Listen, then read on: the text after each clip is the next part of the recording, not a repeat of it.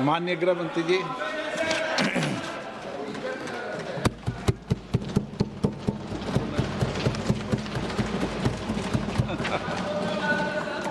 सम्मानीय अध्यक्ष जी,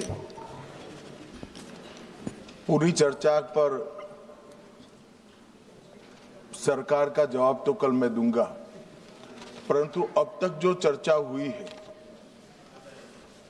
उसमें कुछ चीजें ऐसी उभर कर आई है जिसको सुनकर मुझे लगता है कि आज रात के लिए भी देश की जनता में कोई भ्रांति नहीं रहनी चाहिए। तो वो चीजों की स्पष्टता करने के मर्यादित उद्देश्य से मैं यहां पर खड़ा हुआ हूं। माननीय अध्यक्ष जी, एक सबसे बड़ा नैरेटिव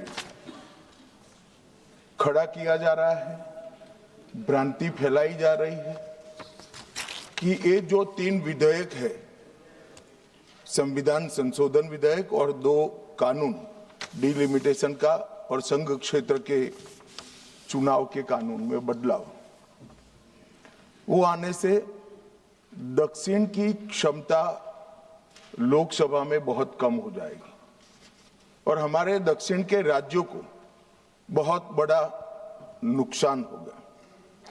मान्यवर, मैं बिल जो सदन के सामने है, अब सदन की प्रॉपर्टी है, इसका प्रैक्टिकल इंटरप्रिटेशन कर कुछ चीजों को मैं बताना चाहता हूं। कर्नाटक राज्य में 543 के सदन में अभी 28 सीटें हैं और सदन की 543 सीटों की संख्या के 5.15% कर्नाटक के सांसद यहां पर आते हैं। ये बिल पारित होने के बाद, संविधान संशोधन होने के बाद कर्नाटक की संख्या हो जाएगी 28 से बढ़कर 42 और प्रतिशत लोकसभा में 816 में हो जाएगा 5.14। तो जरा भी नुकसान कर्नाटक को नहीं होगा। दूसरा राज्य है आंध्र प्रदेश, इनकी अभी 25 सीटें हैं आंध्र प्रदेश की और अब की स्थिति में उसका प्रतिशत प्रतिनिधित्व 4.60 है, 4.60। अब इसमें भी 50% लगभग वृद्धि होगी, तो सीटें हो जाएगी 38 और 4.60 की जगह 4.65% उनकी शक्ति हो जाएगी। तेलंगाना में 17 सीटें हैं अभी और उनकी शक्ति 543 के सदन में प्रतिशत 3.13 है। अब उसमें 50% की वृद्धि होगी और सीटें हो जाएगी 26 और 3.13 की जगह 3.18% उनकी क्षमता। तमिलनाडु, इतने सारे लोग काले कपड़े पहनकर आए हैं, मैं तमिलनाडु की जनता को भी आश्वस्त करना चाहता हूं कि आपकी शक्ति कम नहीं होगी, बढ़ रही है। मान्यवर, अभी 39 सांसद तमिलनाडु राज्य से चुनकर यहां आते हैं और 543 के सदन में उसके प्रतिशत है 7.18% और अब 50% वृद्धि के बाद सांसद लगभग हो जाएंगे 59 और इनकी नए सदन में 816 के सदन में प्रतिशत में संख्या हो जाएगी 7.23। मैं फिर से एक बार रिपीट करना चाहता हूं, अभी तमिलनाडु की सदन में प्रतिशत स्ट्रेंथ 7.18% है, वो बढ़कर हो जाएगी 7.23। तो तमिलनाडु को भी कोई नुकसान नहीं। केरला में 20 सांसद हैं, 3.68% इनका स्ट्रेंथ है, 20 की जगह 30 सांसद होंगे और 3.68 की जगह होगा 3.67। अब कुल मिलाकर दक्षिण का जो पूरा नैरेटिव बनाया जाता है, उसको अगर हम सोचते हैं तो अभी 543 सीटों में जो आपके द्वारा बनाया गया है उसमें 129 सांसद इस सदन में बैठते हैं। मान्यवर, लगभग 23.76% दक्षिण के सांसदों का यहाँ शक्ति है।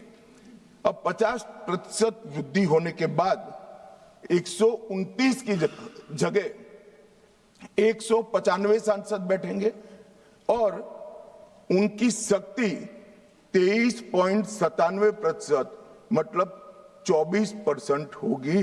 तो शक्ति बढ़ नहीं रही है, कम नहीं हो रही है, बढ़ रही है। तो कृपया कोई भी एक मिनट मेरा समाप्त तो होने दीजिए, समाप्त तो होने दीजिए।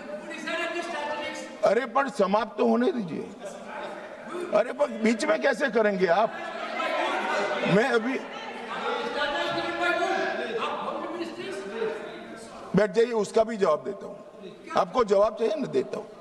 मान्यवर, कृपया ये बिल के जो इंटरप्रिटेशन है इसको अधिकृत रूप से बिल को पायलट करने वाले मंत्री के रूप में मैं इस सदन के सामने रख रहा हूं। मैं मेरी जिम्मेदारी समझ रहा हूं। जो भ्रांति फैला रहे हैं वो शायद न समझते हैं, तो उसके लिए मेरा कोई टिप्पणी नहीं है। मान्यवर वेणुगोपाल जी कह रहे हैं कि किसने कहा? मैं अमित शाह भारत का गृह मंत्री कह रहा हूं जो इस बिल को पायलट किया। दूसरी बात, सुनिए ना, बिल में कहां है और कहां से ड्रॉ कर मैं आंकड़े निकालता हूं। मैं कल उनको जब डिटेल जवाब दूंगा तब बता दूंगा, मगर वो सुनने के लिए बैठे वॉकआउट न कर जाए। बाकी मैं डिटेल केजी के बच्चे को समझ में आए इतनी सरलता से इनको मैं समझा दूंगा। उनको धैर्य से सुनना चाहिए। मान्यवर, इन्होंने कहा कि जाति जनगणना नहीं कराना चाहती है सरकार। इसको भी मुझे स्पष्ट कर देना चाहिए। सरकार की कैबिनेट ने नरेंद्र मोदी जी के नेतृत्व में जाति जनगणना करने का निर्णय कर लिया है। अगली जनगणना जाति जनगणना होने वाली है। एक भ्रांति फैलाई जा रही है कि अभी जो प्रश्न पूछे जा रहे हैं उसमें जाति का जिक्र नहीं है। मान्यवर, जनगणना जिनका डिटेल अभ्यास है उनको मालूम होगा, जनगणना 2 हिस्सों में होती है। पहले सभी मकानों को इंगित किया जाता है और उसके बाद में जो बिल्डिंग्स होते हैं इसके अंदर रहने वाले बंदों को इंगित किया जाता है। तो बिल्डिंग की अभी तक कोई जाति की व्यवस्था हुई नहीं है, होगी तब इसको भी गिन लेंगे। अभी तक बिल्डिंग की कोई जाति व्यवस्था नहीं है। मान्यवर, जब व्यक्तियों की जाति गिनी जाएगी तब जाति जनगणना का सवाल आएगा। ये भी मैं आज पूरी तरह से स्पष्ट कर देना चाहता हूं। मान्यवर, उन्होंने कहा कि 850 का आंकड़ा कहां से आया, ये मैं समझाता हूं। 850 का जो आंकड़ा है मान्यवर, वो इस तरह से बना है कि काल्पनिक रूप से सोच ले कि 100 सीटें हैं। अगर 33% माताओं को, मातृशक्ति को आरक्षण देना है तो उसमें 50% बढ़ाते हैं तो सीटें होती है 150, और 150 जब होती है इसका 33% करते हैं तो 100 सीटें ऑटोमेटिकली हो जाती हैं। जो 543 सदस्य बैठे हैं इसमें 50% वृद्धि होगी। इसका 33% जब माताओं के लिए रिजर्व हो जाएगा तब 543 की 43 ओपन सीटें होगी जहां पर भी महिलाएं लड़ सकती। तो ये 50% इस तरह से आया है। और 850 है वो राउंड ऑफ फिगर है। 816 एग्जैक्ट संख्या होगी। ये फिर से पूछेंगे कि ऐसा क्यों किया है, तो अभी भी राउंड ऑफ फिगर जो है ये 543 नहीं है, 543 से ज्यादा ही है। अब उन्होंने कहा कि वृद्धि कैसे करोगे? आप 550 इतना तो समझ जाएंगे भाई। मैं केजी कहा तो तुम सात अर्थ में केजी की तरह करने लगे। मान्यवर, इन्होंने कहा कि ये बिल में लिखा नहीं है। सांसद ज्योतिमणि और दक्षिण के कई सारे सांसदों ने कहा, मेरा कल समय ले ले, मैं पढ़वा दूंगा। वैसे समय लेने की जरूरत भी नहीं है। कल मैं सदन के सामने ये डिटेल पूरा देश समझ पाए इस तरह से समझा दूंगा। मान्यवर, डीलिमिटेशन कमीशन का जिक्र आया कि डीलिमिटेशन कमीशन में आप आपके लोग बिठा दोगे, ये करोगे, वो करोगे। तो मैं माननीय सदस्य प्रियंका जी को कहना चाहता हूं, हमने डीलिमिटेशन कमीशन एक्ट के अंदर कोई बदलाव नहीं किया है। फुल स्टॉप कोमा में आपका डीलिमिटेशन कमीशन एक्ट को हमने रिपीट किया है।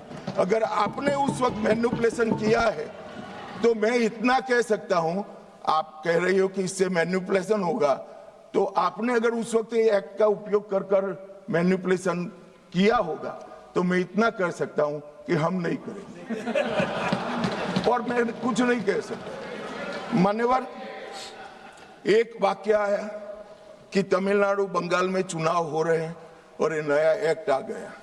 मान्यवर,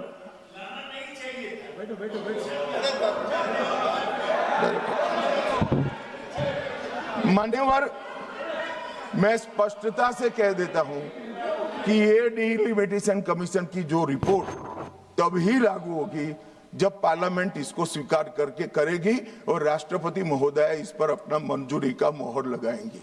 तो ये 2029 के पहले होने का सवाल नहीं है। 29 तक भी जो चुनाव होंगे वो सारे पुरानी सीटों पर ही होंगे, पुरानी व्यवस्था में होंगे। तो अखिलेश जी को भी डरने की जरूरत नहीं है। यहाँ 27 की बात करूं, यहाँ हालांकि वो जीतेंगे नहीं, ये वो अलग बात है, मगर डरने की जरूरत नहीं है। यहाँ पर कहा गया कि सत्ता बनाए रखने की लालसा में ला गया है। मान्यवर, ऐसा जो लोग कहते हैं कि कुछ नेता 130 करोड़ की आबादी के जनमत को मैनिपुलेट कर सकते हैं, वो हमारी शक्तियों के आकलन बहुत ज्यादा कर रहे हैं। हम तो उस बात में मानने वाले हैं, लोकतंत्र में सत्ता नागरिक के वोट से और नागरिक के दिमाग से ही तय होती है। राजनेता, राजनीतिक पार्टियां नहीं कर सकती। 130 करोड़ का जनमत कौन मैनिपुलेट कर सकता है ऐसा? और अगर कर पाते तो हम तो जीतते ही नहीं। आप सत्ता में बैठे थे, हम कैसे जीतते? मान्यवर, इमरजेंसी डालने के बाद भी जनमत मैनिपुलेट नहीं होता है, इस देश का इतिहास है।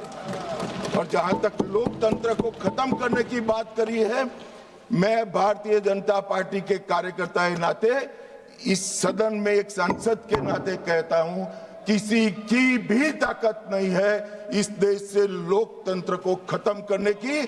जिन्होंने प्रयास किए हैं इमरजेंसी के वक्त, जनता ने उनको खत्म कर दिया था, लोकतंत्र को कुछ नहीं हुआ। और मान्यवर, लोकतंत्र इस तरह से खत्म नहीं है।